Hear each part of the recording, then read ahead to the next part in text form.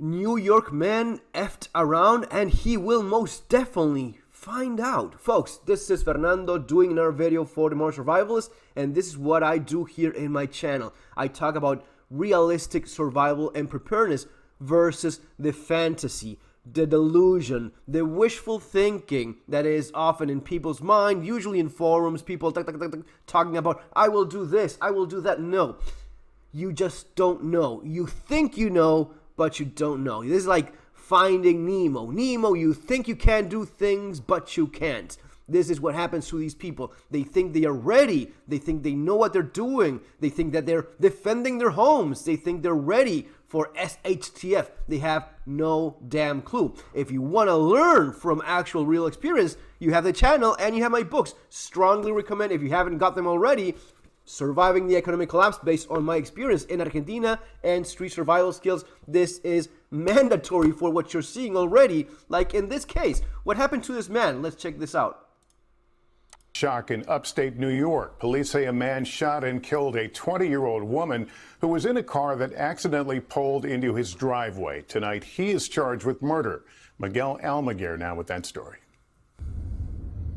Lost in rural upstate New York, 20-year-old Kaylin Gillis was shot and killed Saturday night when the SUV she was in accidentally pulled into the wrong driveway. It happened in remote Washington County. If someone pulls into my driveway, it's private. Yeah.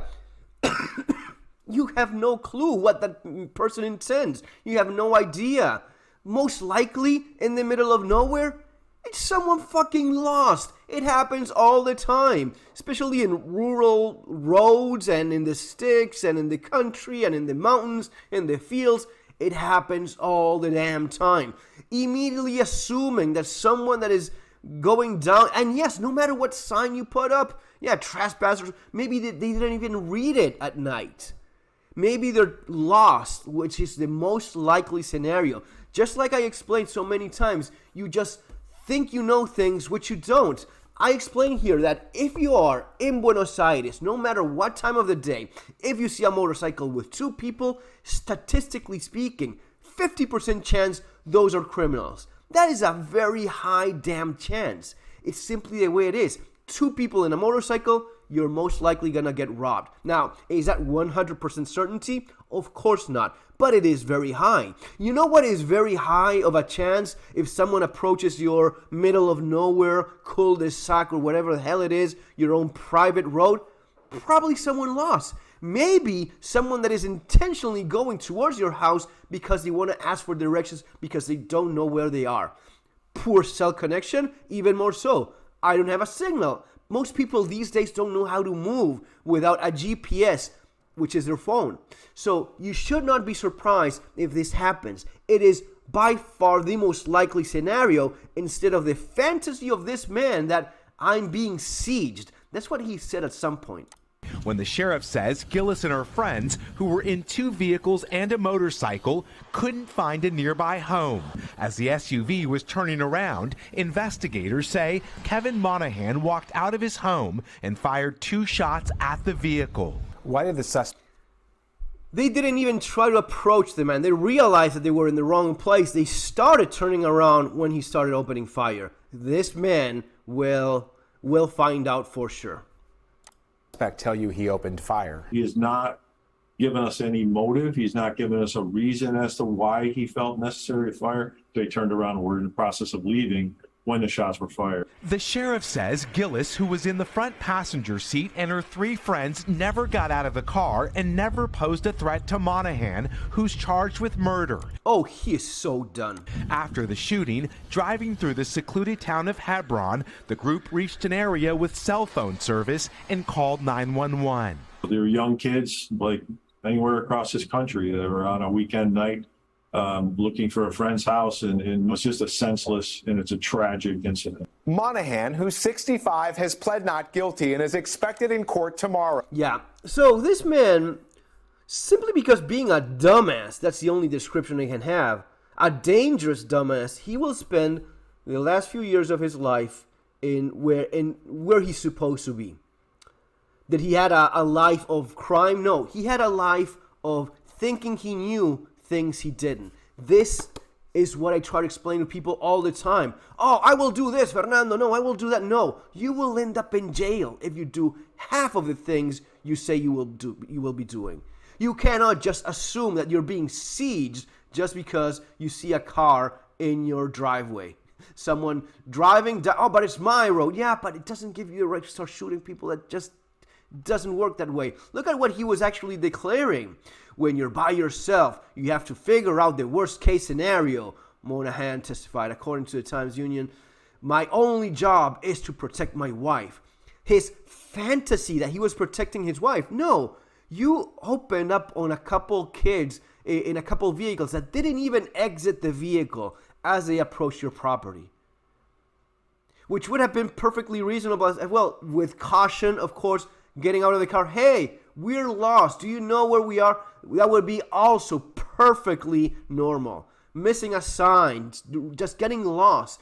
You don't do these things that so many people but it's because it's the end of the world. It's SHTF. No, it is now. These are the times you're living in. And if you think it's getting easier or it's getting more lenient or complacent or just you're going to get away with stuff that you don't do now, that is not how any of this works. This guy just buries himself with a giant-ass shovel. Said first fired a warning shot to let the intruders know that he had a working gun. Warning shot fired. Then they started to turn away, and he opened again. The warning shot, to me, is almost like starting a dialogue. He testifies later under cross-examination. This guy is... And then he says the gun went off, which is, of course, extremely hard to believe. He had a pump-action shotgun, 20 gauge. So you're talking about a gun that needs to be manually worked for each round fire. So he loaded up one round, fired it, then loaded up again, pointed towards the car, and then accidentally shot. Yeah, I find that extremely hard to believe. And even if I believe that some magic fairy got into that Mossberg or Remington shotgun and you're still aiming the gun at the people that are leaving your property that obviously made a mistake and did not know where they were. You had your warning shot, you got away with your warning shot, and then you open fire directly on the vehicle. Now, they say here that on a desk nearby, boxes of shells, 8 bird shots, 6 slugs, and 1 spent shell. So, again, not knowing, thinking you know stuff when you don't. So you have your shotgun shells. You have bird shot, you have buckshot, and you have slugs. If you're going to be using some... And I've been in situations where you have people that are trespassing and you need warning shots. In fact, you shoot a lot of warning shots in some of the more, complicated parts of the world, like in the case of Argentina. And you obviously do not aim towards the people that you want to warn. If not, you're actively open fire on someone. Couple shots, they look around. Yeah, we're trespassing. Yeah, we know what we're doing, but I'm here. I'm just letting you know I saw you and I don't appreciate you trespassing. That is it. 99% of the chance, reasonable people would say, yeah, not my day. I just go about my business. They leave the property. Opening fire directly on people with slugs. This, you know what you're doing. The moment you load this in your shotgun, it's because you know you will have the reach and the penetration to do exactly what it did. Go through the car with enough force to do what it did to that young lady. There's no excuse for doing this. This is not a warning shot. This is a slug, and you know exactly what it does. Folks, that's going to be all for now. Stop assuming you know things. Get yourself proper information. Learn from people like myself that have gone through these things more than enough just to give you adequate advice. These fools that think it's okay to open fire on just a car, it's my duty to protect my wife. No, you will be rotting in jail. That's what you will be doing, and deservedly so. Guys, see you on our next video. Take care.